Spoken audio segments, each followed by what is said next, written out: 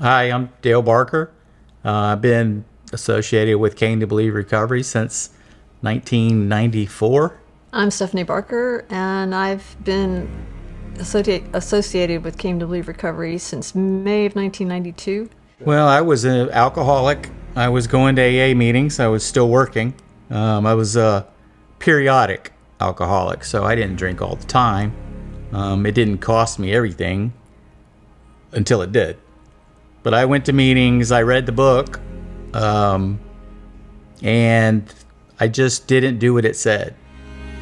I understood what my problem was, that I couldn't drink alcohol, but I didn't understand really what I needed to do, because you got to go through the steps to figure out what you need to do.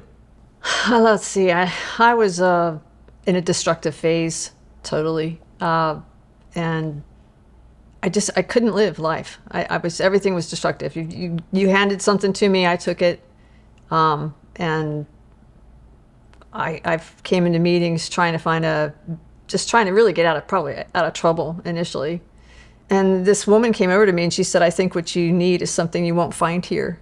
And she told me I needed to find a sponsor who had a living God, who would be evident and working in her life and who would be evident and working in mine. And she sent me over to a meeting called Rebos, which is sober spelled backwards. And I met someone who talked about recovery and in a way I had never heard. Because the meetings I was going to, they didn't even speak about recovery. They just talked about the problem. There was no solution. So I had no hope. And when I went to this meeting and I met this woman, she took me to meet Steve and Sue, actually. My first picnic, that's where I met Steve and Sue, was they hosted a picnic about a month before the first retreat that I went to in May of 92 was my first retreat. And that's how I met Steve and Sue. I didn't really know people like them that would open their house to strangers. And I remember thinking, walking around at all the nice stuff in here, thinking, they're not even paying attention to see if I'm going to steal something. That was where my brain was. That's the kind of person I was. I didn't trust anybody. I thought everybody had an agenda. And I just didn't know because I was still hung up in the problem. And I hadn't experienced the solution yet. And that's what the steps are for. After going through the steps at the retreat, there's a lot I could talk about there because a lot happened that day. My life changed because I put my old life behind me and I started my new life, and they showed me how to do that, how to live one day at a time. But then we got to hang around them, and Steve was like a father figure, I guess, to me. Because I never really had a father that would teach me good things. They didn't teach me how to solve problems. They told me how to drink and ignore problems and run from problems. So Steve and Sue together as a couple were a husband and wife I didn't know about. I didn't know that husbands and wives could be that way. And I wanted that. I wanted to know how to live that way. I wanted to be a guy like that. Steve actually did all the steps at my first retreat. And for many retreats thereafter, process is a little different now. But it was a life-changing event for me. My whole life changed that weekend. And the person that went to that retreat was not the person that left the retreat. Steve said he didn't have a lot of time, but in reality, he spent the next 33 years of his life sponsoring us, him and Sue both. And so to me, that was a heck of a lot of time, Yeah.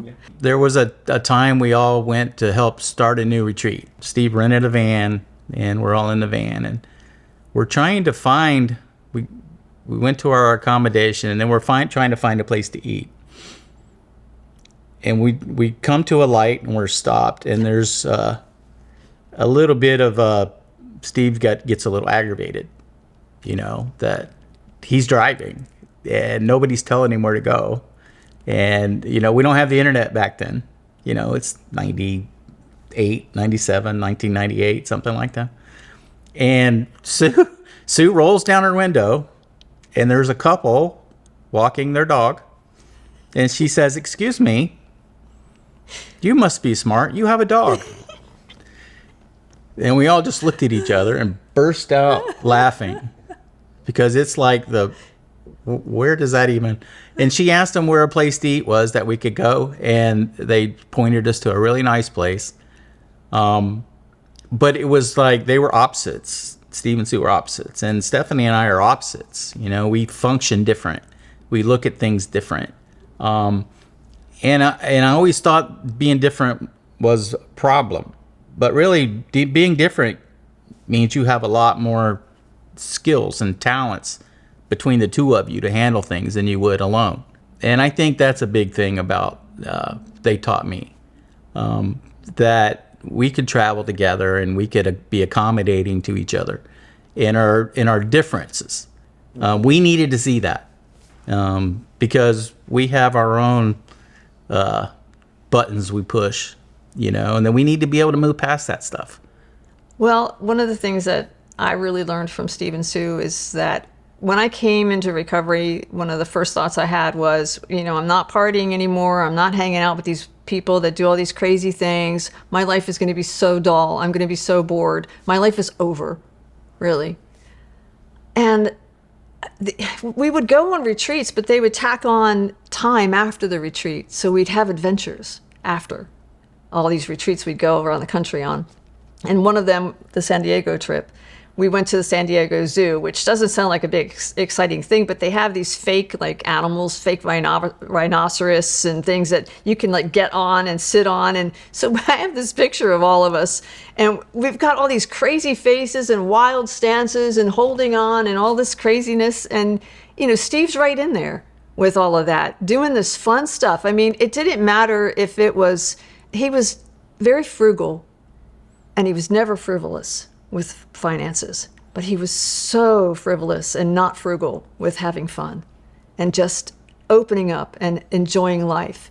That's what recovery, that's the message that he showed us, is that recovery is life. I mean, you're going to have this awesome life. They took us on a trip to North Carolina, to where they live, their other home, and they took us whitewater rafting.